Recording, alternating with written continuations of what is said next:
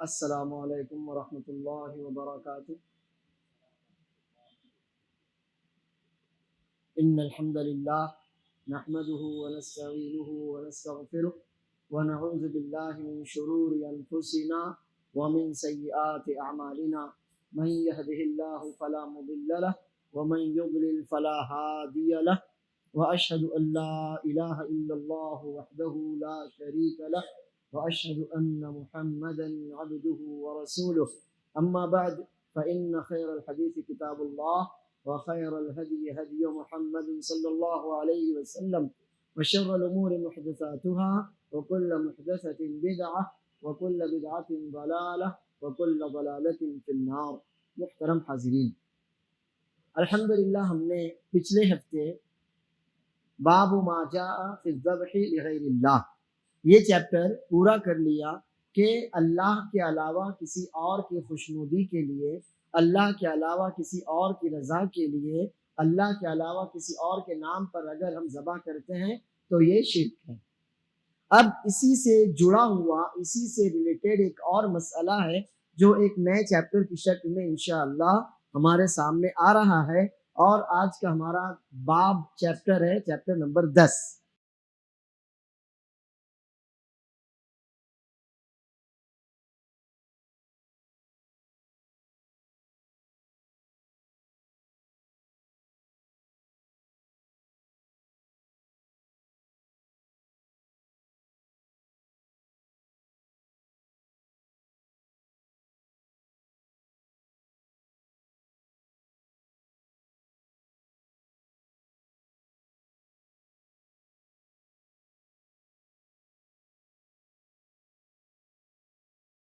لا یذبح للہ بمکان یذبح فیہ لغیر اللہ، لا یذبح للہ اللہ کے لیے ذبح نہیں کیا جا سکتا، بمکان ایسی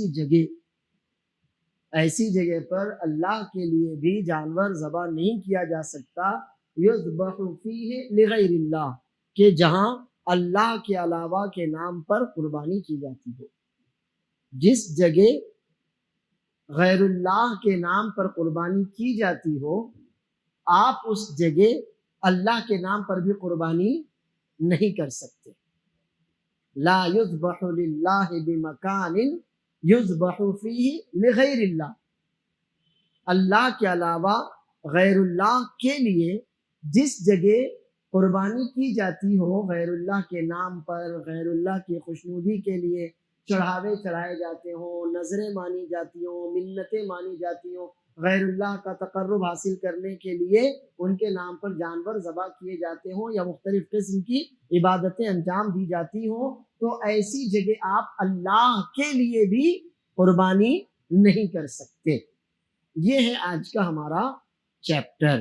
اس میں سب سے پہلے شیخ الاسلام محمد بن عبد الوہاب رحمہ اللہ نے قرآن کریم سورہ توبہ 11ویں پارے کی آیت ذکر کی ہے، وہ آیتیں میں آپ کے سامنے رکھتا ہوں۔ اللہ عز و جل فرماتا ہے، اعوذ باللہ من الشیطان الرجیم، والذین اتخذوا مسجدا ضرارا وکفرا وتفریقا بین المؤمنین وارصادا لمن حارب اللہ ورسولہ وَلَيَحْلِفُنَّ إِنْ أَرَدْنَا إِلَّا الْحُسْنَى وَاللَّهُ يَشْهَدُ إِنَّهُمْ لَكَاذِبُونَ لَا تَقُمْ فِيهِ أَبَدًا لَمَسْجِدٌ أُسِّسَ عَلَى التَّقْوَى مِنْ أَوَّلِ يَوْمٍ أَحَقُّ أَنْ تَقُومَ فِيهِ رِجَالٌ يُحِبُّونَ أَنْ يَتَطَهَّرُوا وَاللَّهُ يُحِبُّ الْمُطَّهِّرِينَ أَفَمَنْ أَسَّسَ بُنْيَانَهُ عَلَى تَقْوَى مِنَ اللَّهِ وَرِضْوَانٍ خَيْرٌ أَمْ مَنْ أَسَّسَ بُنْيَانَهُ على شفا جرف فانهار به في نار جهنم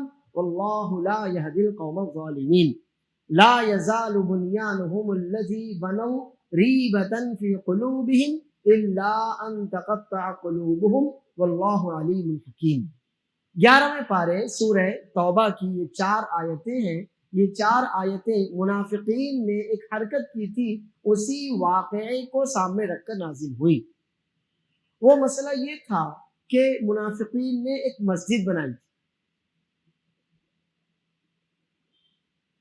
رسول اللہ صلی اللہ علیہ وسلم جب غزوہ تبوک کے لیے تشریف لے جا رہے تھے تو اسی موقع پر منافقین نے ایک مسجد بنائی تھی اور نبی صلی اللہ علیہ وسلم سے آ کر یہ درخواست کی تھی کہ آپ ہماری اس مسجد میں آ کر نماز پڑھیے تاکہ آپ کی برکت ہمیں مل سکے اور دوسرے مسلمان جو کمزور ہیں، بوڑھے ہیں، خاص طور پر عورتیں یا بچے ہیں، وہ بارش میں، سردی کے موسم میں، اندھیرے میں دور تک مسجد قباء تک نہیں جا سکتے، تو وہ آئیں اور ہماری اسی مسجد میں نماز پڑھ لیں۔ رسول اللہ صلی اللہ علیہ وسلم نے آپ نے وعدہ کیا کہ ٹھیک ہے انشاءاللہ ہم غزوہ تبوک سے جب واپس لوٹیں گے تو ضرور تمہاری مسجد میں آ کر نماز پڑھیں گے۔ رسول اللہ صلی اللہ علیہ وسلم کو معلوم نہیں تھا کہ اس مسجد کے بنانے کے پیچھے ان کی کیسی بری نیت اور خراب ارادے۔ تو اللہ عز و جل نے یہ 4 آیتیں نازل فرمائیں جو ابھی آپ کے سامنے پڑھی گئیں، اور ان کا ترجمہ اس طرح۔ اللہ عز و جل نے فرمایا کہ جن لوگوں نے مسجد بنائی ہے، وہ مسجد انہوں نے کس نیت کس غرض سے بنائی؟ اللہ عز و جل نے 4 باتیں اس نے ذکر کی۔ پہلی بات ضرار، دوسری بات کفر، تیسری بات تفریق،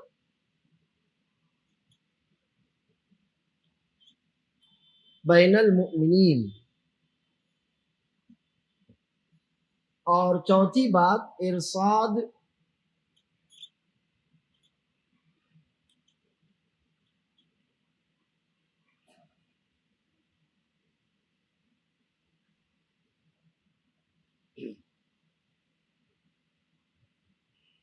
والذین اتخذوا مسجدا، وہ لوگ جنہوں نے مسجد بنائی۔ اب آپ کہیں گے مسجد بنانا تو بہت اچھا عمل ہے، جو اللہ کے لیے مسجد بناتا ہے اللہ اس کے لیے جنت میں محل بناتا ہے، جب تک مسجد رہے گی تب تک آپ کے نامہ اعمال میں انشاءاللہ نیکیاں درج کی جاتی رہیں گی، وہ آپ کے لیے صدقہ جاریہ ہوگا۔ یہ ساری باتیں اپنی جگہ بالکل صحیح ہیں، لیکن اس سب کا دار و مدار نیت پر ہے، اس کا پورا انحصار نیت پر ہے۔ یہاں پر ان کی نیت میں کیا کھوٹ تھا، اللہ عز و جل نے 4 پوائنٹس میں اسے واضح کیا۔ ضرار، نقصان پہنچانا، ان کی نیت خیر کی نہیں تھی بلکہ وہ مسلمانوں کو نقصان پہنچانا چاہتے تھے۔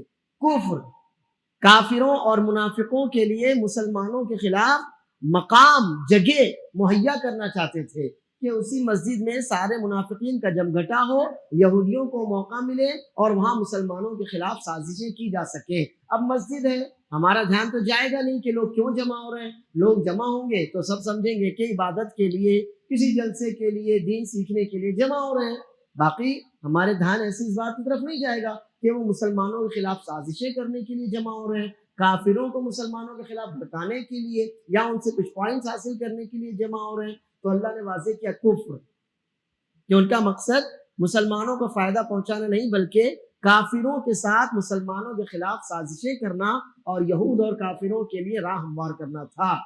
تیسری بات تفریق بین المؤمنین، مسلمانوں کو آپس میں جدا کر دینا تھا۔ ہمارے دین کی قوت اجتماعیت کے ساتھ ہے۔ اب ہوتا یہ کہ وہ مسجد جب بن جاتی تو لوگ مسجد قباء میں جانا کم کر دیتے، اس لیے کہ جب پورے محلے میں ایک ہی مسجد تھی تو سب جتنے بھی صحابہ کرام تھے، خواتین مرد، سب مسجد قباء میں جاتے تھے۔ اب جب یہ مسجد بن گئی، مسلمانوں کو تو معلوم نہیں تھا اس کے بنانے کا مقصد کیا ہے، وہ تو سمجھتے تھے کہ اللہ کے لیے بنائی گئی ایک مسجد ہے، تو وہ اس مسجد میں جاتے، اور وہاں جانے کے بعد پھر ان کو جو باتیں بتائی جاتی، جو کچھ سکھایا جاتا، اس سے ان کے دل ایک دوسرے سے جدا ہونے والے تھے، کیونکہ وہ منافقوں کا مرکز تھا، مسجد کی شکل میں وہ منافقوں کا مرکز تھا۔ تو اس طرح سے مسلمانوں کے درمیان جدائی ہو جاتی، مسجد قباء کے مصلی کم ہو جاتے، اور وہ مسلمان جو یہاں جاتے، ان کی مسجد میں آتے، ان کے دلوں میں دوسرے مسلمانوں کے لیے برائی اور نفرت ڈال دی جاتی۔ اور چوتھی بات ارصاد یعنی گھات لگانا، ان لوگوں کو گھات لگانے کی جگہ فراہم کرنا تھا جو پہلے سے ہی اللہ اور اس کے رسول کے دشمن۔ ان لوگوں کو گھات لگانا سمجھتے ہیں آپ؟ دشمن کے انتظار میں کہیں چھپ کر بیٹھنا، دشمن کے انتظار میں کہیں چھپ کر بیٹھنا۔ تو ان لوگوں کو جگہ فراہم کرنی تھی جن کے دلوں میں اللہ اور اس کے رسول صلی اللہ علیہ وسلم کی دشمنی تھی، یعنی یہود۔ تو یہودیوں کو ایک جگہ فراہم کیا جانا اس کا مقصد تھا کہ وہ آئیں گے، چپ چاپ یہاں رہیں گے، اور ہم مسلمانوں کے سارے راز ان تک پہنچائیں گے، ان کے ساتھ مل کر سازشیں کریں گے، اور کسی کو کانوں کان خبر بھی نہیں ہوگی کہ یہ ایک طرح سے یہودیوں کی پناہ گاہ بن چکی ہے۔ اس کو اردو میں کہتے ہیں کمین گاہ، اردو میں کہتے ہیں اس کو کمین گاہ، یعنی ایسی جگہ شکاری جہاں چھپ جاتا ہے کہ وہ آتے جاتے ہوئے جانور کو نظر نہ آ سکے اور چھپ کر اس پر حملہ کرتا ہے، اس کو کمین گاہ کہتے ہیں، گھات لگانے کی جگہ کہتے ہیں۔ تو یہ چار ان کی بڑی برائیاں تھیں، ایک تو مسلمانوں کو نقصان پہنچانا، دوسرے کفر، کافروں کے لیے راہ ہموار کرنا، یہود اور منافقین کے ساتھ مل کر مسلمانوں کے خلاف سازشیں کرنا، تیسرا مسلمانوں کے اتحاد کو توڑنا، ان کے درمیان جدائی ڈالنا، اور چوتھا یہود اور کافروں کے لیے راہ ہموار کرنا کہ وہ گھات لگا سکیں، آرام سے یہاں آ کر بیٹھ سکیں، اور ان کو مسلمانوں سے کوئی خطرہ نہ رہے، اور سکون کے ساتھ جو بھی وہ کرنا چاہتے ہیں وہ کر سکیں۔ تو اللہ عز و جل فرماتا ہے والذین اتخذوا مسجدا، وہ لوگ یعنی وہ منافقین جنہوں نے مسجد بنائی لیکن ضرارا، نیت کیا تھی ان کی؟ نقصان پہنچانا، وکفرن، کفر کرنا، لوگوں کو کفر کی طرف لانا، کافروں کی مدد کرنا، ان کو جگہ فراہم کرنا، وتفریقا بین المؤمنین، مومنین مسلمانوں کے درمیان جدائی ڈالنے والا کام کرنا، وارصادا لمن حارب اللہ ورسولہ، اور ان لوگوں کے لیے گھات لگانے کی جگہ فراہم کرنا، پناہ گاہ ان کو فراہم کرنا جو پہلے سے ہی من قبل، جو پہلے سے ہی اللہ اور اس کے رسول صلی اللہ علیہ وسلم کے دشمن ہیں۔ یہ چار بڑی بڑی برائیاں ان کی نیتوں میں تھیں، اللہ عز و جل نے اسے واضح کر دیا۔ اور پھر اللہ یہ بھی فرماتا ہے وَلَا يَحْلِفُنَّ إِنْ أَرَدْنَا إِلَّا الْحُسْنَى، جب آپ ان سے باز پرس کریں گے، ان سے پوچھیں گے، تو وہ قسمیں کھا کر کہیں گے کہ ہماری نیت تو حسنہ، اچھی ہے، خیر کی نیت ہے، ہم تو ارادہ اچھا رکھتے ہیں کہ اس سے مسلمانوں کا بھلا ہوگا، دور دور جانا پڑتا ہے نماز پڑھنے کے لیے، بارش ہے، سردی ہے، اندھیرا ہے، عورتیں ہیں، بزرگ ہیں، تو ان سب کو ہم ان کے محلے میں مسجد فراہم کر رہے ہیں، تو وہ قسمیں کھا کھا کر کہیں گے کہ ہماری نیت تو اچھی نیت ہے، خیر کی نیت ہے، بری نیت نہیں ہے، واللہ یشہد انہم لکاذبون، لیکن اللہ گواہی دے رہا ہے کہ یقیناً وہ لوگ جھوٹے، وہ قسمیں کھائیں گے تو ان کی قسموں پر اعتبار نہیں کرنا، وہ جھوٹ بولنے والے، وہ جھوٹی قسمیں کھائیں گے۔ لا تقم فیہ ابدا، کبھی بھی اس مسجد میں کھڑے نہ ہونا، یعنی اس مسجد میں کبھی بھی کسی طرح کی عبادت نہ کرنا، اس مسجد میں کبھی بھی نماز نہ پڑھنا۔ رسول اللہ صلی اللہ علیہ وسلم کو اللہ تعالیٰ نے صاف الفاظ میں منع فرما دیا کہ آپ اس مسجد میں جانا نہیں، اس مسجد میں عبادت کرنا نہیں، اس مسجد میں آپ نماز ہرگز نہ پڑھیں۔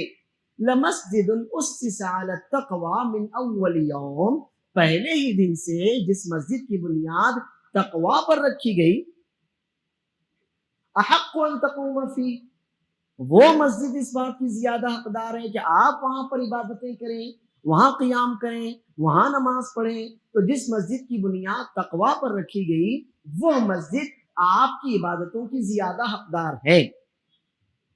کون سی مسجد؟ تو اس سلسلے میں دو طرح کی حدیثیں آئی ہیں، اور علماء کی ایک بڑی جماعت کا بھی یہی رجحان ہے کہ اس سے مراد ہے مسجد نبوی اور مسجد قباء، اس سے مراد ہے مسجد نبوی اور مسجد قباء، دونوں ہی وہ مسجدیں ہیں جو جن کی بنیاد خود رسول اللہ صلی اللہ علیہ وسلم نے رکھی ہے۔ مسجد قباء بھی نبی صلی اللہ علیہ وسلم ہجرت کے بعد جب مدینہ پہنچے تھے تو مسجد قباء کی آپ نے بنیاد رکھی تھی، قباء بستی میں آپ ٹھہرے تھے، اس کے بعد جب آپ مدینہ جو اصل ہے وہاں جب پہنچے تو وہاں آپ نے مسجد نبوی کی بنیاد رکھی۔ تو علماء کی ایک بڑی جماعت یہ کہتی ہے کہ اس سے مراد مسجد نبوی بھی ہے اور مسجد قباء بھی ہے، لیکن جب واقعے کو آپ دیکھیں تو اس سے مراد مسجد قباء ہے، کیونکہ انہوں نے کہاں بنائی تھی وہ مسجد؟ قباء محلے میں، وہاں بنائی تھی۔ تو اگر واقعے کا اعتبار کیا جائے تو اس سے مراد مسجد قباء، لیکن اگر اس بات کا اعتبار کیا جائے کہ جس مسجد کی بنیاد تقوی پر رکھی گئی تو پھر دونوں مسجدیں ہیں، مسجد نبوی بھی اور مسجد قباء بھی، دونوں مسجدیں ہیں۔ اور اگر واقعہ دیکھیں تو منافقین نے وہ مسجد چونکہ قباء کے قریب بنائی تھی اس لیے مسجد قباء۔ لمسجد اسس علی التقوی من اول یوم احق ان تقوم فیہ، پہلے دن سے ہی جس مسجد کی بنیاد تقوی پر رکھی گئی ہو وہ اس بات کی زیادہ حقدار ہے کہ آپ وہاں نمازیں پڑھیں، عبادتیں کریں، قیام کریں. فیہ رجال یحبون ان یتطہروا، وہاں اس بستی میں اس مسجد کو آباد کرنے والے وہ مرد ہیں جو پاک صاف ستھرا رہنا پسند کرتے ہیں. یہاں پر علماء کہتے ہیں یتطہروا، پاک صاف رہنا، صاف ستھرا رہنا دونوں باتوں کو شامل ہے. یعنی ان کے عقیدے صاف ستھرے ہیں، ان کے عقیدوں میں کوئی گندگی نہیں، جبکہ مسجد زرار والے لوگوں کے عقیدے گندے ہیں. وہ اپنے آپ کو مسلمان کہتے ہیں لیکن اندر سے خبیث منافق ہیں، وہ اندر سے کافر ہیں، ان کے عقیدے خراب ہیں، گندے ہیں، نجس ہیں. اسی لیے اللہ عز و جل نے منافقین کو فرمایا انہم رجس، وہ گندے ہیں، وہ اچھے نہیں ہیں، وہ صاف ستھرے نہیں ہیں، ان کے عقیدے گندے ہیں، ان کے نظریات، ان کے خیالات، ان کے افکار سب گندے ہیں.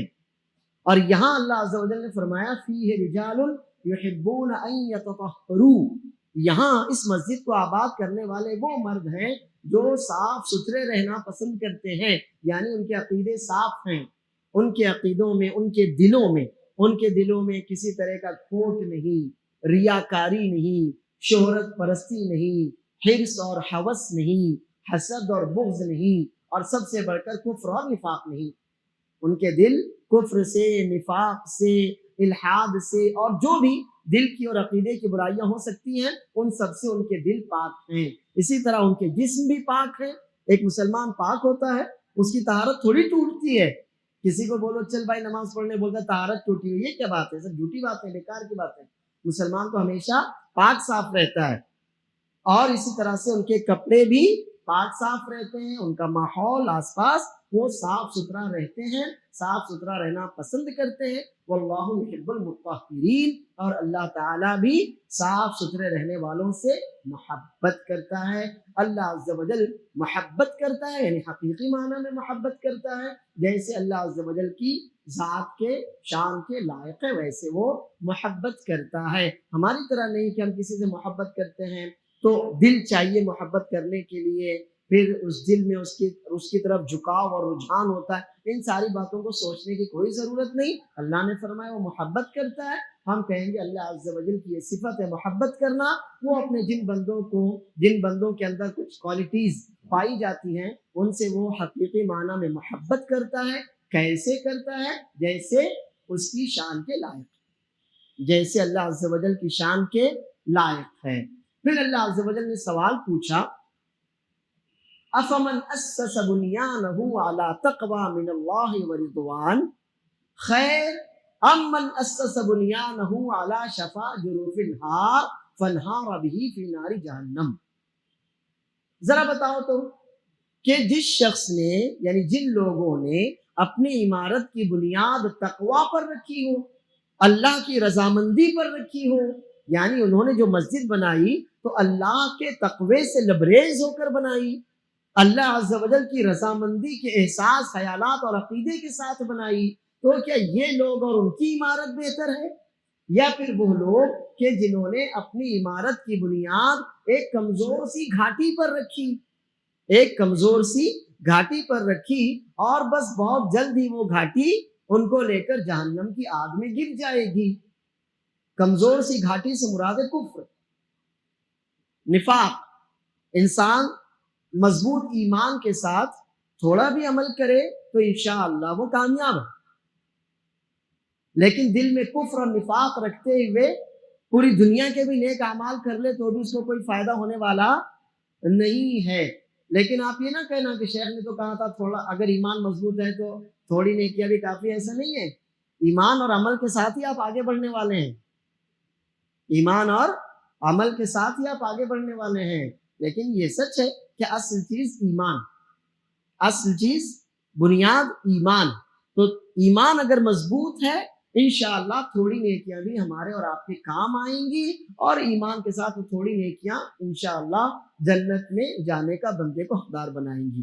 لیکن اگر دل میں کفر ہے، نفاق ہے، اللہ اور اس کے رسول صلی اللہ علیہ وسلم کی دشمنی ہے، تو کوئی انسان پوری دنیا کی نیکیاں بھی کر لے تب بھی وہ نیکیاں اس کے کسی کام آنے والی نہیں ہیں، کیونکہ اس نے اپنی ساری نیکیوں کی بنیاد ایسی چیز پر رکھی جو شاخ نازک پہ آشیانہ بنے گا، ناپائیدار ہوگا۔ اگر مضبوط شاخ ہے، درخت کی ٹہنی ہے، اس پر پرندہ گھونسلہ بنائے تو وہ محفوظ رہے گا، لیکن اگر لچکتی ہوئی کمزور سی نازک سی ٹہنی پر پرندہ گھونسلہ بنائے تو تیز ہوا چلے گی، ٹہنی بھی ٹوٹے گی، گھونسلہ بھی ڈہ جائے گا۔ تو اسی طرح سے انہوں نے کفر پر، نفاق پر اپنے اعمال کی اگر بنیاد رکھی ہے تو پھر وہ کفر ان کی پوری عمارت کو لے کر ڈہ جانے والا ہے۔ اور کہاں ڈھے گا؟ فی ناری جہنم، جہنم میں ان کو ان کا کفر، ان کا نفاق گرانے والا ہے۔ واللہ لا یہدی القوم الظالمین، جو لوگ اپنے ظلم پر، اپنے فسق پر اڑے رہتے ہیں، معلوم ہے ان کو یہ غلط ہے، معلوم ہے یہ راہ ہدایت ہے، لیکن ہدایت کو جاننے کے باوجود اپنے فسق پر، اپنے ظلم پر اڑے ہوئے ہیں ضد اور ہٹ درمی کے ساتھ، تو پھر اللہ تعالیٰ بھی ایسے لوگوں کو زبردستی ہدایت نہیں دیتا۔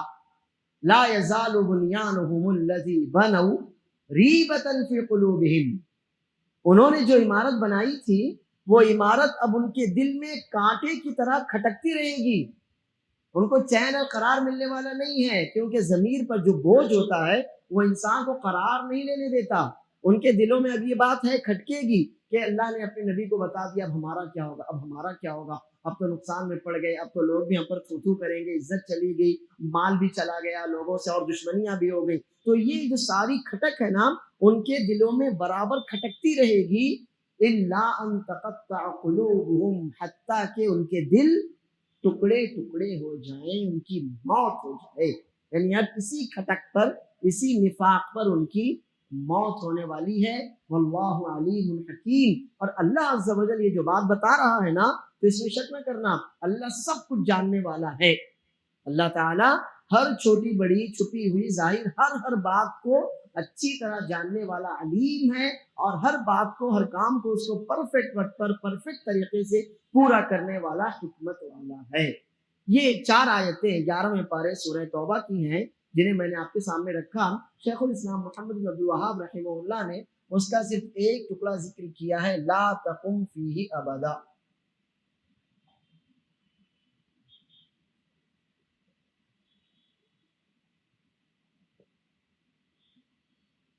یہ اس مسجد میں کبھی بھی کھڑے نہ ہونا، یعنی عبادت نہ کرنا، نماز نہ پڑھنا۔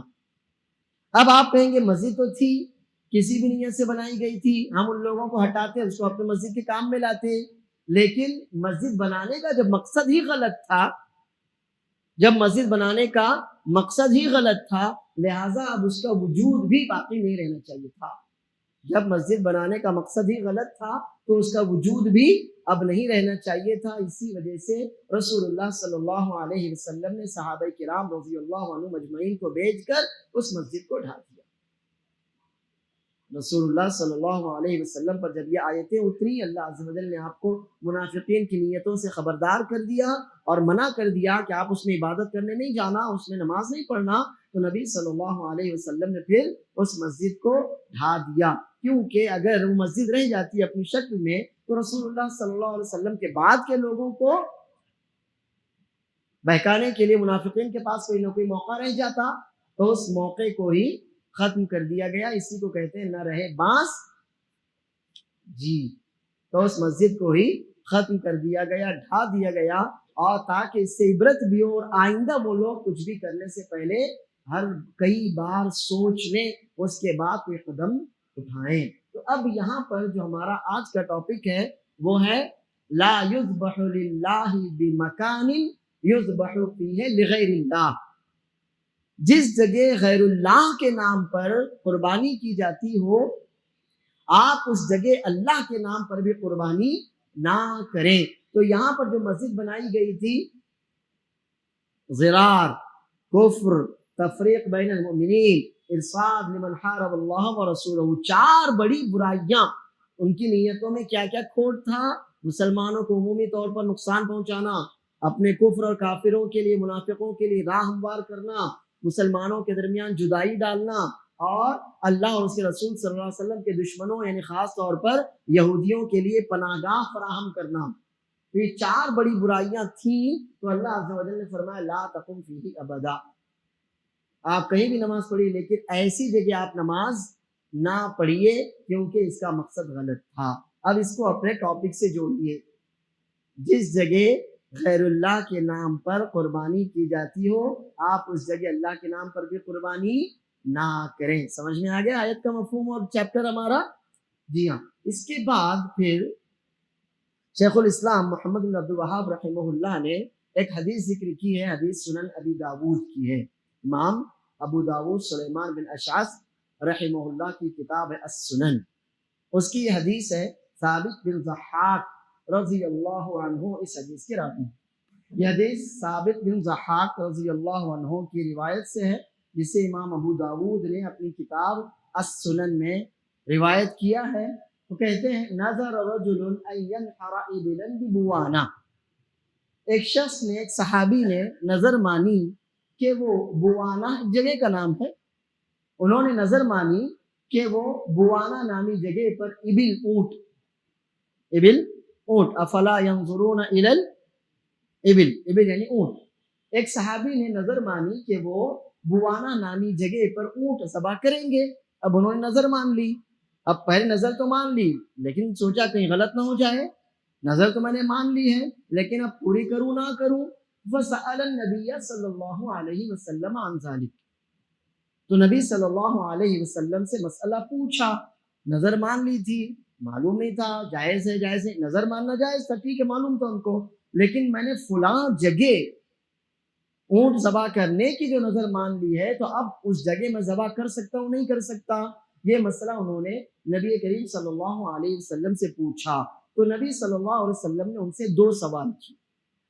پہلا سوال کیا نبی کریم صلی اللہ علیہ وسلم نے هل كان فيها وثن من اوثان الجاہلیت یعبد، کیا وہاں پر جاہلیت کے بتوں میں سے کوئی بت تھا کیا جس کی عبادت کی جاتی رہی ہو؟ جاہلیت، زمانہ جاہلیت میں بہت سے بت تھے، آپ کو معلوم ہے کئی ایک کے نام، تو کیا وہاں پر کوئی بت تھا، کوئی مورت تھی، کوئی پتھر وغیرہ کچھ تھا کیا کہ جاہلیت کے کفار جس کی عبادت کرتے رہے ہوں؟ قالوا لا، صحابہ کرام جو وہاں موجود تھے انہوں نے جواب دیا جی نہیں، کوئی بت وہاں نہیں تھا، ایسی کوئی جگہ وہ نہیں ہے کہ جہاں پر جاہلیت کے لوگ کسی بت کی، کسی مورت وغیرہ کی عبادت کرتے تھے۔ وثن اور صنم میں فرق، ہم نے بہت پہلے آپ کو یہ فرق بتایا ہے، شاید یاد ہوگا۔ وثن کوئی بھی چیز اللہ کے علاوہ جس کی عبادت کی جائے، وہ پتھر کا ٹکڑا ہو، وہ یہ بورڈ ہو، وہ یہ پین ہو، وہ گدھا ہو، وہ گائے ہو، وہ کتا ہو، وہ سانپ ہو، وہ درخت ہو، کچھ بھی ہو اس کو وثن کہیں گے۔ لیکن صنم، مورت، صنم کسے کہیں گے؟ مورت، تو جو مورتیاں وغیرہ بنی رہتی ہیں ان کو صنم کہیں گے۔ اور جو مورتیوں کے علاوہ آپ نے دیکھا ہوگا پتھر پر کوئی رنگ چڑھا ہوا ہے، درخت کی پوجا ہو رہی ہے، سانپ کی پوجا ہو رہی ہے، کسی اور چیز کی، تو وہ وثن ہے۔ تو نبی کریم صلی اللہ علیہ وسلم نے صنم نہیں پوچھا، کیونکہ صنم تو ایک کوئی خاص چیز ہو جاتی، کوئی مورت وغیرہ، آپ نے مورت نہیں بلکہ ایک عام سوال کیا، کیا ایسی کوئی بھی چیز وہاں تھی، کوئی بھی چیز ایسی وہاں تھی کیا کہ زمانہ جاہلیت کے کافر جس کی پوجا، جس کی عبادت کرتے رہے ہو؟ کوئی بھی چیز، کسی بھی طرح کی چیز، کوئی وہ جاندار مخلوق ہو، بے جان مخلوق ہو، کسی بھی طرح کی ہو، ایسی کوئی چیز تھی کیا کہ جس کی وہاں عبادت کی جاتی رہی ہو؟ صحابہ کرام رضی اللہ عنہم جو وہاں موجود تھے انہوں نے کہا جی نہیں، ایسی تو کوئی بات نہیں ہے، وہاں پر ایسی کوئی چیز نہیں تھی، نہ کوئی صنم تھا، نہ کوئی وثن تھا۔ آپ نے دوسرا سوال کیا فَهَلْ كَانَ فِيهَا عِيدٌ مِّنْ أَعْيَادِهِمْ، تو کیا وہاں پر اس جگہ زمانہ جاہلیت کے لوگ کوئی تہوار منانے جاتے تھے کیا؟ عید، تہوار، عید تو ہماری ہوتی ہے تو ان کا کوئی تہوار ہوتا ہے، تو کیا زمانہ جاہلیت کے لوگ وہاں پر کوئی عید مناتے تھے، یعنی کوئی تہوار مناتے تھے کیا اس جگہ جا کر، اس خاص جگہ پر ان کا کوئی میلہ لگتا تھا کیا، کوئی عرس وغیرہ ہوتا تھا کیا، کوئی عید یا کوئی تہوار ہوتا تھا کہ وہاں پر؟ عید بار بار لوٹنے والی چیز، چونکہ عید الحمدللہ سال میں کتنے بار آتی ہے؟ 3 بار آتی ہے نا، 3 نا، ارے 2 ہی ہے، تین نہیں ہے؟ اللہ کے رسول صلی اللہ علیہ وسلم نے تو 2 ہی دی. اللہ نے جن پر اپنا دین نازل کیا، مکمل کیا، انہوں نے ہم کو کتنی دی؟ انہوں نے تو 2 ہی دی ہیں. اور یہی حق ہے کہ مسلمانوں کی عیدیں 2 ہی ہیں. ایک الحمدللہ جو 1 مہینہ پہلے الحمدللہ آ چکی، اور اللہ نے چاہا تو دوسری بھی اسی مہینے میں انشاءاللہ آنے والی ہے. بس مسلمانوں کو اللہ نے اور اللہ کے رسول صلی اللہ علیہ وسلم نے 2 ہی عیدیں دی ہیں. ان کے علاوہ ہمارے یہاں پر، ہمارے مذہب میں، ہمارے دین میں کسی اور تیسری عید کا کوئی تصور بھی نہیں ہے. امیجنیشن، ہم امیجن بھی نہیں کر سکتے، تصور بھی نہیں کر سکتے. تو اگر کوئی بھی آدمی کسی تیسری عید وغیرہ کی بات کرتا ہو تو سمجھ لیجئے آپ کو جو چیز اللہ نے نہیں دی، اللہ کے نبی صلی اللہ علیہ وسلم نے نہیں دی، وہ آپ کی ہو بھی نہیں سکتی، وہ آپ کی ہو بھی نہیں سکتی. اب وہ پھر کس کی ہوگی دیکھ لیجئے ادھر، وہ تیسری عید کس کی ہو سکتی ہے دیکھ لیجئے ادھر.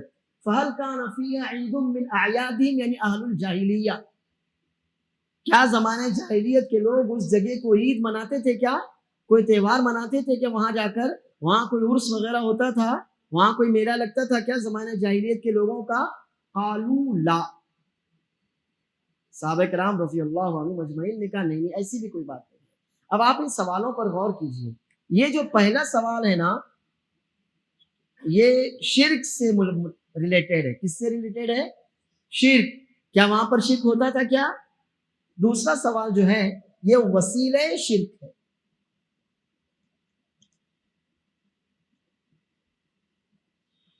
وثن شرک ہے کہ نہیں ہے؟ اللہ کے علاوہ کسی کی عبادت کرنا. تو پہلا سوال یہ تھا کہ کیا وہاں کسی بھی شکل میں شرک ہوتا تھا؟ جواب نہیں ہوتا تھا. دوسرا سوال، تو کیا وہاں شرک کا کوئی وسیلہ، کوئی نمونہ، شرک کا کوئی وسیلہ، کوئی نمونہ پایا جاتا تھا کیا؟ یہ دوسرا سوال. عید جو ہوتی ہے مشرکوں کی، وہ کائے کی خوشی میں ہوتی ہے؟ وہ سب شرک کی بنیاد پر ہوتی ہے کہ نہیں ہوتی؟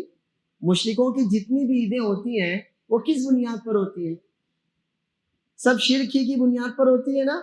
تو یہ سوال کیا آپ نے، کیا کوئی عید، کوئی تہوار، کوئی میلہ، کوئی عرس، یہ سب شرک کی بنیادوں پر ہوتا ہے کہ نہیں ہوتا؟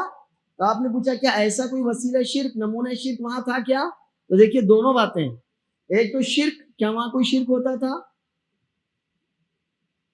اللہ کے علاوہ کسی اور کی پوجا وہاں ہوتی تھی کیا اس جگہ؟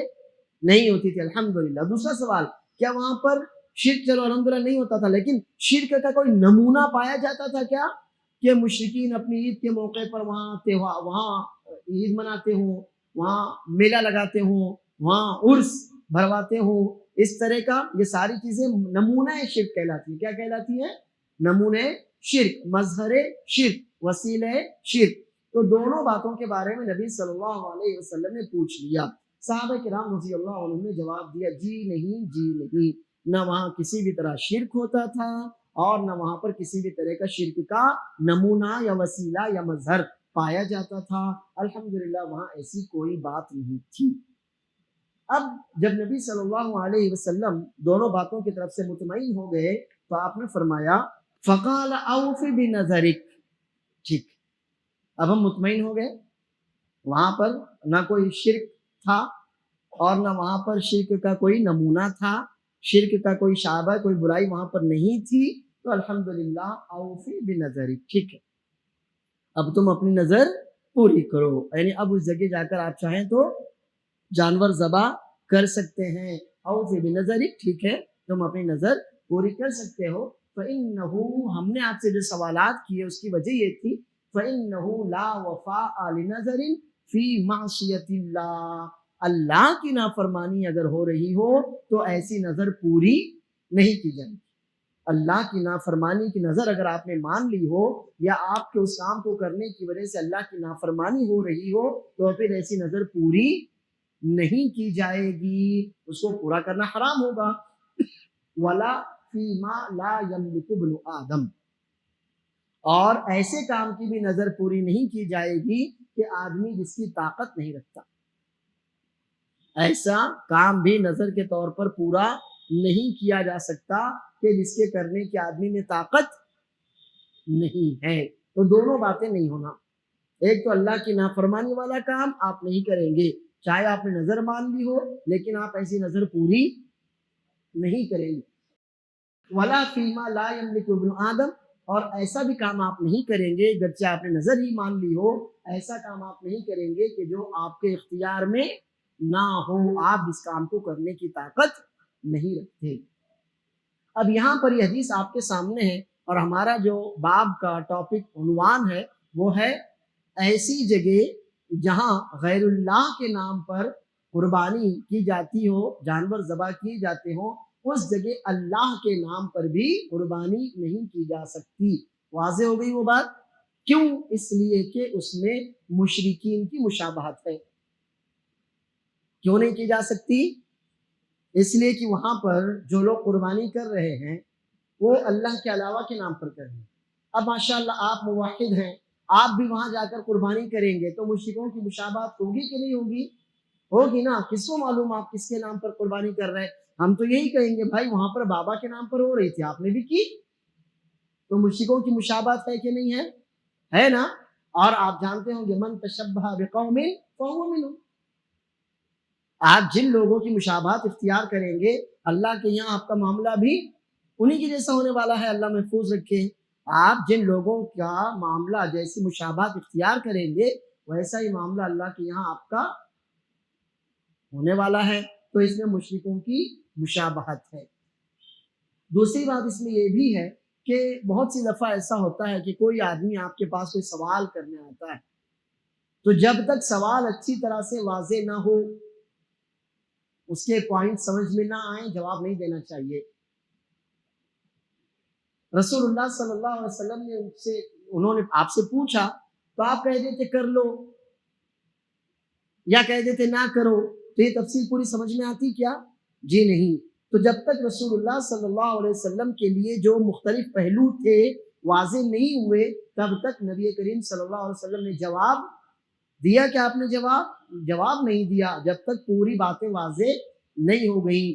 تیسری بات یہ ہے کہ رسول اللہ صلی اللہ علیہ وسلم کو علم غیب نہیں تھا. رسول اللہ صلی اللہ علیہ وسلم کو علم غیب نہیں تھا. یہ جگہ جو بوانا ہے مدینے کے آس پاس کی جگہ ہے، لیکن آپ کو معلوم تھا کہ یہاں ہوتا تھا کہ نہیں ہوتا تھا؟ حالانکہ کہاں نبی صلی اللہ علیہ وسلم کی زندگی انہی علاقوں میں گزری کہ نہیں گزری، لیکن اس کے باوجود یہ سارے کام آپ کی نظر سے چھپے رہے نا. تو ہم کسی جگہ رہتے ہیں اس کا یہ مطلب تھوڑی ہے وہاں کی ساری ایکٹیویٹیز ہم کو معلوم ہو، ایسا نہیں ہوتا. تو رسول اللہ صلی اللہ علیہ وسلم بھی انسان تھے، بہت سی باتیں آپ کے علم میں تھیں اور بہت سی باتیں آپ کے علم میں نہیں تھیں. تو جو باتیں آپ کے علم میں نہیں تھی آپ نے صحابہ کرام سے پوچھا کیا وہاں پر کوئی بت تھا، کیا کوئی مورت تھی، کیا کوئی پتھر وغیرہ تھا، کیا اللہ کے علاوہ کسی اور کی عبادت وہاں کی جاتی تھی؟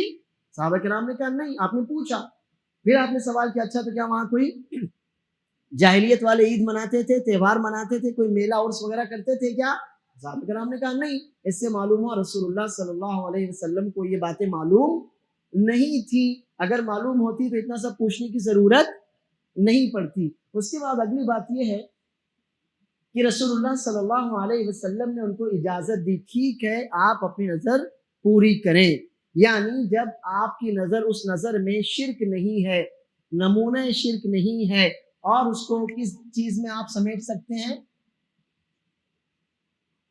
اللہ کی نافرمانی. تو شرک کرنا اللہ کی نافرمانی ہے نا. شرک تک جانے والا راستہ اختیار کرنا اللہ کی نافرمانی ہے. جی ہاں. تو یہ لا نفع لا وفاء لنظر فی معصیت اللہ، اللہ کی نافرمانی میں آپ کسی بھی طرح کی نظر پوری نہیں کر سکتے.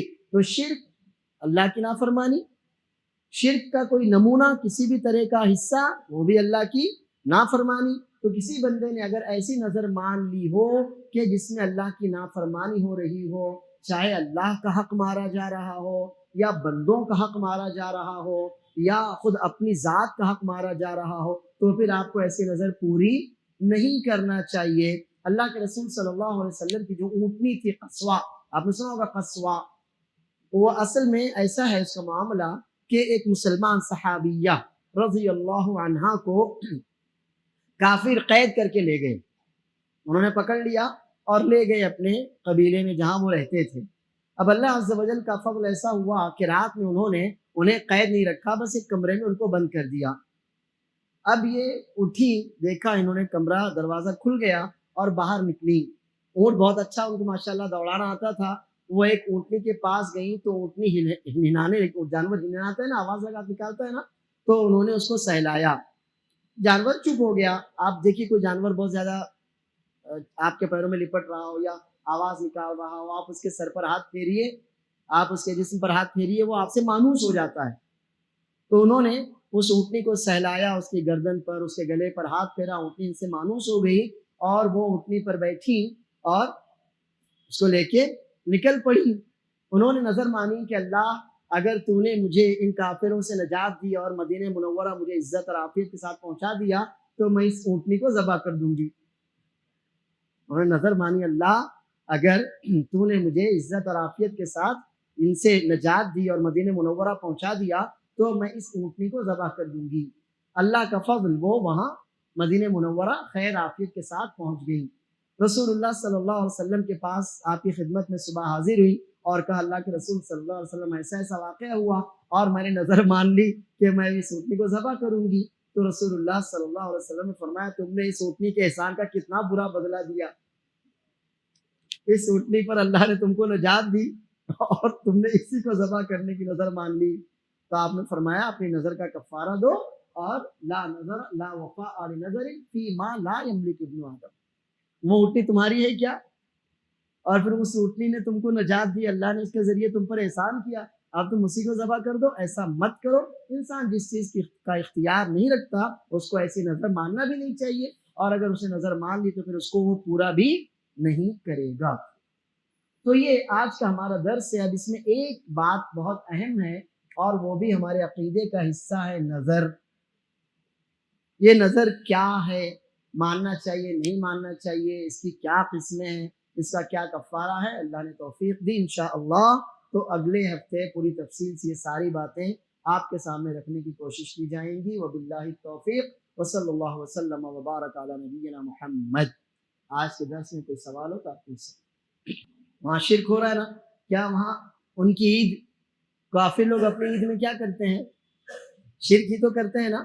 وہی ہم نے بتایا نمونہ شرک، مظہر شرک، وسیلہ شرک، یہ بھی چیز وہاں نہیں ہونا چاہیے. دو چیزیں نہیں ہونا چاہیے، نہ شرک ہو اور نہ کسی بھی طرح شرک کا نمونہ ہو. یعنی آپ جائیں مثلا کسی مزار پر، اب وہاں پر مزار پر کیا ہوتا ہے یہ تو آپ کو معلوم ہے، مزار بنائے اس لیے جاتے ہیں. اب وہاں لیکن قربانی نہ ہو رہی ہو تو کیا آپ قربانی کر سکتے ہیں؟ جی نہیں. کیوں؟ وہاں پر شرک کا نمونہ پایا جاتا ہے نا کسی بھی طرح سے، تو آپ وہاں قربانی نہیں کر سکتے. آپ یہ سوال ہم سے کریں کہ کسی جگہ شرک ہو رہا ہو تو کیا ہم وہاں پر قربانی کے علاوہ اور کوئی عبادت کر سکتے ہیں؟ ہم شرک کی جگہ ہے، کیا ہم وہاں قربانی کے علاوہ، قربانی تو ہم نہیں کر سکتے تو واضح ہو گیا، لیکن کیا قربانی کے علاوہ کیا ہم مثلا نماز پڑھ سکتے ہیں؟ تو اس کا جواب یوں ہے کہ اگر وہ شرک کرنے والے مسلمان ہیں، ظاہر مسلمان مزاروں پر شرک کرتا ہے، قبروں پر شرک کرتا ہے، تو آپ وہاں جا کر کسی بھی طرح کی عبادت نہیں کر سکتے، نہ نماز پڑھ سکتے ہیں وہاں پر، نہ وہاں پر آپ صدقہ و خیرات کر سکتے ہیں، نہ وہاں پر آپ قربانی کر سکتے ہیں. صدقہ و خیرات بھی نہیں کر سکتے آپ وہاں پر. کیوں نہیں کر سکتے؟ جیسے مان لیتے ہیں حاجی علی ایک درگاہ ہے، آپ اگر کبھی غلطی سے وہاں چلے گئے تو وہاں پر بہت سے بھک منگے بھکاری، وہ آپ سے زیادہ امیر ہوتے ہیں. آپ وہاں پر اگر سوچے کہ ارے عجیب و غریب آواز سے مانگ رہا ہے، چلو میں اس کو 10 روپے دے دوں، تو وہ بھی نہیں کر سکتے آپ. کیوں؟ نمونہ شرک اور شرک وہاں پایا جاتا ہے. وہ سب کس کے نام پر مانگنے بیٹھے ہیں؟ اسی بابا، جو بھی بابا ہوگا اس کے نام پر مانگنے بیٹھے ہیں نا، تو وہ شرک ہے، نمونہ شرک ہے. وہاں آپ صدقہ و خیرات بھی نہیں کر سکتے، وہاں آپ نماز بھی نہیں پڑھ سکتے، وہاں آپ سجدہ بھی نہیں کر سکتے، وہاں قرآن کریم کی تلاوت بھی نہیں کر سکتے، وہاں دعا بھی نہیں مانگ سکتے، قربانی بھی نہیں کر سکتے. تو جس جگہ مسلمانوں کا جمگھٹا ہو اور اپنے آپ کو مسلمان کہنے والے وہاں شرک کرتے ہو، آپ وہاں کسی بھی طرح کی عبادت نہیں کر سکتے، کیونکہ آپ کو انہی میں سے سمجھا جائے گا. لیکن اگر کوئی جگہ ایسی ہو جو کافروں کی ہو،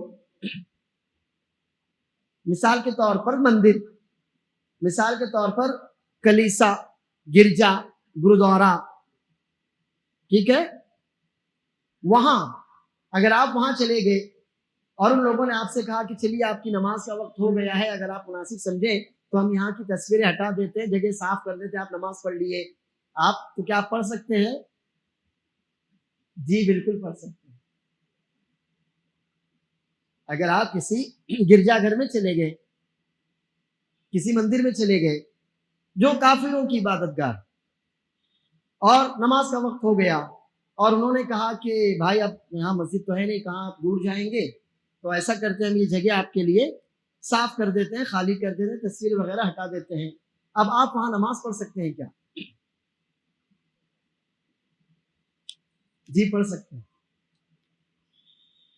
آپ وہاں نماز پڑھ سکتے ہیں. کیوں؟ جہاں مسلمان کہنے والے اپنے آپ کو جو مسلمان کہتے ہیں وہ جہاں شرک کر رہے تھے، آپ وہاں کوئی عبادت نہیں کر سکتے، نہ دعا مانگ سکتے ہیں، نہ تلاوت کر سکتے ہیں، نہ صدقہ و خیرات کر سکتے ہیں، نہ قربانی کر سکتے ہیں، نہ نماز، نہ سجدہ، کچھ نہیں. لیکن کیوں؟ کیونکہ آپ بھی انہی میں سے ایک فرد مانے جاتے ہیں نا. آپ اگر کسی مزار پر، اللہ نہ کرے کسی مزار پر آپ گئے، وہاں جا کر آپ نے سوچا کہ چلو نماز کا وقت ہو گیا میں پڑھ لیتا ہوں، تو آپ نہیں پڑھ سکتے. کیونکہ آپ اگر وہ پڑھیں گے وہاں پر نماز، تو ان کی مشابہت ہوگی کہ نہیں؟ کیونکہ وہ ساری عبادتیں غیر اللہ کے نام پر کرتے ہیں نا، جو آپ اللہ کے نام پر کرتے ہیں. اچھا، لیکن اگر آپ کہیں چلے گئے، آپ وہاں پر گرجا گھر ہے، کلیسا ہے، کافروں کی عبادت گاہ ہے، وہاں جا کر آپ قربانی تو نہیں کر سکتے، لیکن اس کے علاوہ نماز کا وقت ہو گیا، آپ نماز پڑھ سکتے ہیں. کیوں؟ کیونکہ آپ ان میں سے ہیں کیا؟ تو یہ سارے لوگوں کے دماغ میں یہ بات کلیئر ہے نا کہ آپ ان میں سے نہیں ہیں، اور اب آپ جو عبادت کر رہے ہیں وہ خالص اپنے اللہ کی عبادت کر رہے ہیں. جی ہاں، تو آپ کے لیے اجازت ہے کہ ایسی جگہ جہاں پر ان سے سملیرٹی کا، ان سے مشابہت کا کوئی شک نہ ہو، تو آپ وہاں پر عبادت قربانی نہیں. ہاں قربانی تو حرام، قربانی نہیں، لیکن اس کے علاوہ مثلا نماز پڑھنا یا اور کوئی عبادت ہو سکتی ہے، تلاوت کرنا، تو آپ وہاں کر سکتے ہیں. اس لیے کہ لوگوں کو معلوم ہے کہ آپ ان میں سے نہیں ہے، کلیئر ہے، کوئی مشابہت نہیں ہے. لیکن جو مزارات اپنے آپ کو مسلمان کہنے والے کے ہوتے ہیں، ان میں اور ہم میں کوئی فرق دکھتا ہے کیا؟ نہیں نا. اگر آپ اللہ نہ کرے اگر آپ اجمیر چلے گئے تو آپ کو بھی چادر دے گا، لو بھائی لے جاؤ اندر، دے گا کہ نہیں دے گا؟ لیکن اگر آپ کسی مندر میں جانے لگے تو پھر ناریل تھوڑی دے گا آپ کے ہاتھ میں، وہ تو آپ کو پوچھے گا کیوں آیا. لیکن اجمیر پہ گئے تو آپ کو چادر دے گا، آپ کو پھول دے گا، آپ کو ناریل دے گا، سمجھے گا آپ ان میں سے. لیکن اگر غیر مسلموں کے ادھر جائیں گے تو ان میں سے سمجھیں گے کہ آپ کو جی نہیں. تو یہ فرق یاد رکھنا، آپ یہ فرق اچھی طرح یاد رکھیے. لیکن رہا مسئلہ قربانی کا، قربانی نہیں کر سکتے، وہ تو کلیئر ہے، کیونکہ قربانی کے بارے میں فرمایا ان کا کوئی تہوار وغیرہ بھی نہیں ہونا چاہیے وہاں پر. تو قربانی کا معاملہ زیادہ سخت، قربانی نہیں کر سکتے، بقیہ عبادتیں کر سکتے ہیں. یہ تفصیل یاد رکھیے. اللہ عز و جل مجھے اور آپ کو حق کو سمجھنے اور اس پر عمل کرنے کی توفیق عطا فرمائے. اب رہا مسئلہ نظر کا، تو انشاءاللہ اگلے ہفتے ساری باتیں آپ کے سامنے آئیں گی. نظر کیا ہے، نظر مان سکتے نہیں مان سکتے، اگر نظر مان لی تو پورا کرنا چاہیے نہیں کرنا چاہیے، نظر کی کتنی قسمیں ہیں، اگر کسی بندے نے نظر مان لی اور پورا نہیں کر سکا تو اس کا کفارہ کیا ہوگا، اللہ نے چاہا تو یہ ساری تفصیلات اگلے ہفتے آپ کے سامنے انشاءاللہ آئیں گی. وباللہ التوفیق. مزاروں پر پکنک منانے جانا حرام ہے. مزار پکنک منانے کی جگہ ہے کیا؟ مزار پکنک منانے کی جگہ نہیں ہے. تو مزاروں پر پکنک منانے جانا حرام ہے. لیکن وہ مزار جو مزار کی حیثیت سے ہو، لیکن کچھ مزار ایسے ہیں جو مزار کی حیثیت سے نہیں ہے. مثلا آپ کا بی بی کا مقبرہ ہے تو مقبرہ وہ، لیکن وہ مقبرے کی حیثیت سے نہیں، وہ ایک عمارت کی حیثیت سے ہے. آپ وہاں جائیں تو وہ پکنک ہے. تاج محل وہ بھی ایک مقبرہ ہی ہے، لیکن وہ مزار کی حیثیت سے نہیں ہے، وہ ایک پکنک اسپاٹ کی حیثیت سے ہے، تاریخی جگہ کی حیثیت سے ہے، تو اس میں حرج نہیں ہے. اگر کسی مسجد میں قبر ہے، اگر کسی مسجد کی جیسے ہماری یہ مسجد ہے نا، اس چار دیواری کے اندر قبر ہے تو آپ وہاں نماز نہیں پڑھ سکتے. اگر کسی مسجد کی چار دیواری کے اندر قبر ہے تو آپ وہاں نماز نہیں پڑھ سکتے. اولاً آپ کو یہ کرنا پڑے گا جو سب سے اصل ہے، اس قبر کو کھود کر ہڈیاں اگر نکلیں تو ان ہڈیوں کو مسلمانوں کے قبرستان میں آپ دفن کیجئے. جگہ پاک ہو گئی، جگہ صاف ہو گئی، کوئی مسئلہ نہیں رہا. یہ اصل ہے. اگر آپ ایسا نہیں کر سکتے تو پھر یہ ہو کہ ان قبروں کو برابر کر دیا جائے. کھودنا نہیں ممکن ہے تو ان قبروں کو زمین کے برابر کر دیا جائے. اگر یہ بھی نہیں کر سکتے تو پھر تیسرا کام ہے کہ نیچے سے اوپر تک پوری دیواریں اٹھا دی جائیں اس طرح سے کہ اب کسی بھی طرح سے وہ قبریں آپ کو نظر نہ آ سکیں. یہ 3 کام آپ کو کرنے چاہیے. اچھا اب مسئلہ ہمارے ہندوستان کا ہے. ہمارے ہندوستان کی بہت سی جو قدیم مسجدیں، ہندوستان کی جو بادشاہوں کے زمانے کی مسجدیں ہیں، ان مسجدوں کا ایسا معاملہ ہے کہ مسجدوں سے متصل ملا ہوا ایک قبرستان ہوتا تھا. آج بھی آپ دیکھیں گے جامع مسجد ہے، جامع مسجد سے بالکل ملا ہوا ایک قبرستان ہے. یہ آپ کی کرانتی چوک کی مسجد ہے. ایسی بہت سی مسجدیں ہوتی تھیں کہ کیا ہوتا تھا، وقف کی جاتی تھی زمینیں. اب وقف ہے تو دونوں کاموں کے لیے وقف ہے. یہ آپ اتنی بڑی زمین آپ کے لیے وقف ہے، آپ یہاں مسجد بنائیے، یہاں قبرستان بنائیے. تو اگر مسجد کی 4 دیواری سے باہر قبرستان ہے تو پھر کوئی مسئلہ نہیں، کوئی حرج نہیں ہے. ایسی بہت سی مسجدیں. لیکن اگر مسجد کی 4 دیواری کے اندر قبر ہے، جیسے کہ لوٹا کارنجا آپ نے دیکھا ہوگا، لوٹا کارنجا کی مسجد دیکھیے، راستے پر ہی یہ مسجد ہے نا. تو اس میں آپ جب مسجد میں جائیں تو دکھتی نہیں قبر، لیکن جب آپ وضو خانے کی طرف جائیں تو 3 قبریں دکھتی ہیں کلیئر. ان کا راستہ بھی وہی ہے، تو آپ وہاں نماز نہیں پڑھ سکتے. کیا کر سکتے ہیں اس کو، آپ ان کو یا تو برابر کر دو، صاف صاف جو ہڈیاں نکلے لے جا کر قبرستان میں دفن کرو. وہ نہیں کر سکتے تو زمین کے برابر کر دو ان قبروں کو. وہ بھی نہیں کر سکتے تو کیا کرو، نیچے سے اوپر تک پوری دیوار اٹھا کر پیک کر دو، راستے وغیرہ بند کر دو. اس کا راستہ نکالنا ہے باہر سے نکالنا. لیکن یہ کام جب تک نہیں ہوتا، ایسی کسی بھی مسجد میں، واللہ عالم، ایسی کسی بھی مسجد میں آپ نماز نہ پڑھیں. وباللہ التوفیق. جہاں شرک پایا جا رہا ہو وہاں پر آپ اجرت پر کس کا جانور ذبح کریں گے؟ انہیں مشرکوں کا نا. غیر اللہ کے نام پر آپ جانور ذبح کر رہے ہیں اس کا، تو آپ ہرگز مت کیجیے یہ کام. لیکن وہاں جا کر کوئی کسی طرح کی کوئی اجرت پر مثلا کوئی ایسا کام کرنا جو شرک میں معاون نہ ہو. مثلا جانور ذبح کرنا تو وہ تو شرک ہے نا. اس بندے نے شرک کیا، آپ نے اسی کے ٹکڑے کر کے دیے اس کو، وہ تو شرک میں مدد ہے، آپ وہ نہیں کر سکتے. لیکن شرک میں معاون کوئی کام نہ ہو. مثلا یہ ہے کہ براہ راست آپ نے وہاں ہوٹل کھول لی ہے، ہوٹل چل رہی ہے آپ کی، یا وہاں آپ نے جوتوں کی دکان ڈال دی ہے. ایسا کوئی کام ہے جو ڈائریکٹ شرک والا کام نہیں ہے تو پھر اس میں حرج نہیں ہے. مگر وہ کام جو ڈائریکٹ شرک والا ہو، جیسے ناریل بیچنا، چادر بیچنا، پھول بیچنا، تو پھر یہ آپ کے لیے حرام ہوگا. اور جانور ذبح کرنا یا اس کے ٹکڑے کرنا اور زیادہ حرام ہوگا، وہ براہ راست شرک ہے. واللہ جی. درگاہ کے باہر مسجد ہے، مسجد کے اندر تو کچھ نہیں ہے نا، قبر. مسجد کے اندر قبر نہیں ہے. اب ہونا وہی چاہیے جو ہم نے بتایا کہ ان درگاہیں جو درگاہ ہیں، یہ مزارات، یہ اسلام اور مسلمانوں کا تو نہیں ہے نا. تو ہونا یہی چاہیے کہ ان کے نشانات مٹا دیے جائیں، ختم کیا جائے ان کو. لیکن جب تک وہ نہیں ہو پاتا، اور اتنا آسان بھی نہیں ہے، جب تک اللہ مدد نہ فرمائے، تو کیا کریں گے؟ کیا ان مسجدوں کو چھوڑ دیا جائے؟ جی نہیں، ہم ان کے راستے الگ کر دیں گے. ہم ان کے راستے الگ کر دیں گے کہ قبر کا، مزار کا راستہ دوسری طرف سے ہو، ہماری مسجد کا راستہ دوسری طرف سے ہو. قبر مزار پر آنے والا وہ براہ راست ادھر چلا جائے، مسجد میں آنے والے کو مزار سے آنے کی ضرورت نہ پڑے. یہ ہم کر سکتے. مزارات پر جو عرس لگتا ہے یا آپ ایسی جترا وغیرہ جو بھرتی ہے کسی، وہاں پر مٹھائی کی دکانیں لگتی ہیں. وہاں کی مٹھائی لانا اور وہاں کی مٹھائی کھانا کیسا ہے؟ بالکل جائز نہیں ہے. اس لیے کہ کون وہاں کی مٹھائی لائے گا؟ جو وہاں گھومنے جائے گا، وہ آپ کے لیے جائز ہی نہیں. پھر اس کے بعد مٹھائی کوئی ضرورت کی چیز نہیں ہے. وہ مٹھائی وہ پرساد وغیرہ جو ہوتا ہے نا، وہ ان دیوتاؤں کے نام پر یا باباؤں کے نام پر بانٹا جانے والا، خریدا اور بیچا جانے والا ایک پرساد ہے وہ. تو ویسے وہاں کی مٹھائی آپ نہ وہاں دکان لگائیے، نہ وہاں سے ایسی کوئی چیز خریدیے، اور اگر کوئی خرید کر لاتا ہے تو آپ اس کو استعمال بھی مت کیجیے. واللہ عنہ. صاحب سفر میں ہیں اور کسی ایسی مسجد میں پہنچے جہاں درگاہ ہے، اور وہ درگاہ اندر مسجد کے اندر ہے، مسجد کے اندر ہے، مسجد کی 4 دیواری میں نہیں پڑھ سکتے. نہیں پڑھ سکتے جی، نہیں پڑھ سکتے. آپ کہیں بھی پڑھ لیجیے. آپ ایسے بھی سفر میں ہیں، آپ کے اوپر جماعت لازم نہیں ہے. آپ اپنی بس میں، اپنی کار میں، اپنی ٹرین میں، اپنے میدان میں، کھیت میں، کہیں بھی پڑھ لیجیے، لیکن ایسی مسجد میں مت پڑھیے جس کے اندر درگاہ ہے.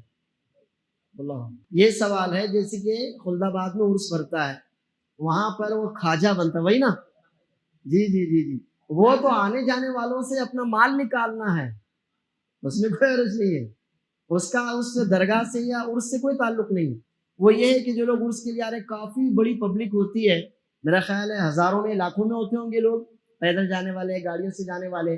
تو اس موقع سے فائدہ اٹھانا اور اپنا مال بیچنا ہے.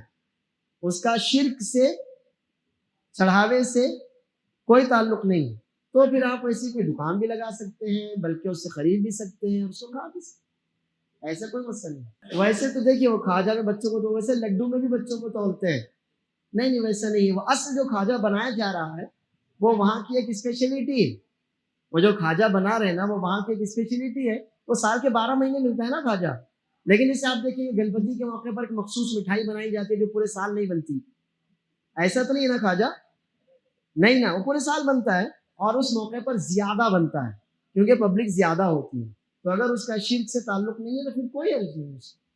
لیکن جس کا براہ راست شرک سے تعلق ہو، جیسے 15 جنوری کے موقع پر تل گڑ بنتا ہے، دیوالی کے موقع پر مٹھائیاں بنتی ہیں، وہ تو شرک سے تعلق رکھنا ہے، وہ نہیں کر سکتے، تو یہ فرق دھیان میں رکھیے۔ غیر مسلموں کے تہواروں پر وش کرنا کیسا ہے؟ جائز نہیں ہے، غیر مسلموں کے تہواروں پر وش کرنا، کسی بھی طرح سے ان کے تہوار میں شریک ہونا جائز نہیں ہے۔ اللہ محفوظ رکھے، اللہ نے چاہا تو اگلے ہفتے ملاقات ہوگی۔ وآخر دعوانا الحمد للہ رب العالمین۔ السلام علیکم ورحمۃ اللہ وبرکاتہ۔